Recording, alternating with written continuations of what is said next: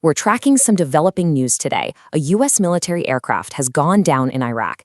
And of course, when something like this happens, there are a ton of questions. So in this explainer, we're going to cut through all the noise and really focus on what's been confirmed, what it all means, and what happens from here. So what actually happened out there? That's the main question we're all asking, right? We're going to unpack it by looking at the confirmed facts, the people who were involved, and, the tough questions that are now demanding answers. All right, let's just start with the hard facts. In a fast-moving situation like this, it's absolutely crucial to separate what we know for sure from all the speculation that's flying around. Okay, so here's the official word we have so far. Late on Thursday, an American military plane went down in the western part of Iraq.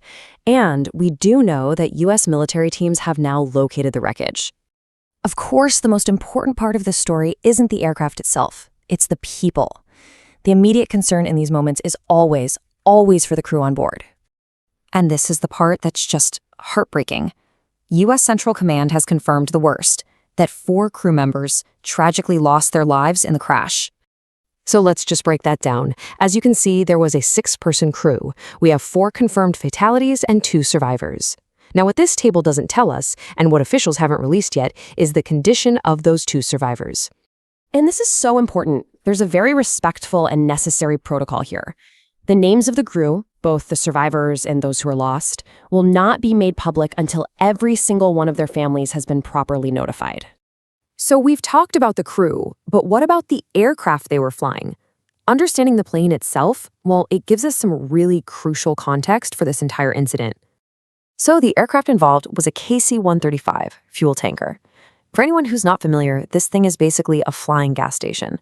Its whole job is to refuel other jets right in midair, a process that is just fundamental to modern air power. And this really shows you just how vital the KC-135 is. I mean, think about it. These planes have been the absolute workhorses of the Air Force for decades. They allow fighter jets and bombers to stay in the air so much longer, to project power across these vast distances. Honestly, without these flying gas stations, a lot of missions, especially in places like the Middle East, just wouldn't be possible. They are a truly critical asset. Whenever a military plane goes down, the first question is always the same. What happened? Was this an accident or was it something else? Officials are already working to narrow down those possibilities. And right here is the most crucial piece of information we have so far. It's a direct statement from CENTCOM, the U.S. Central Command, saying the crash was not the result of hostile fire. And that's really significant because it directly contradicts some early claims from a local group that said they were responsible. So let's be crystal clear about this. Hostile fire has been ruled out. But that doesn't mean the case is closed, not by a long shot. The official status remains under investigation, which means a full, really detailed process is just getting started to figure out exactly what went wrong.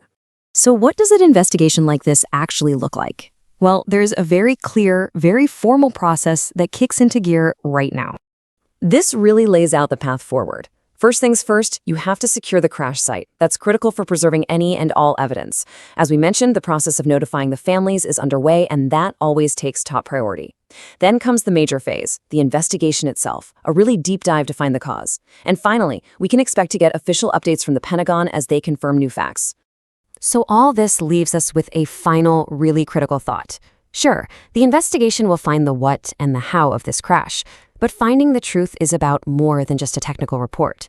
In a region this complex, with an aircraft this vital to operations, the answers they find are going to have implications far beyond just this single tragic event. The real question is, what will those answers reveal about the pressures and risks of modern air power?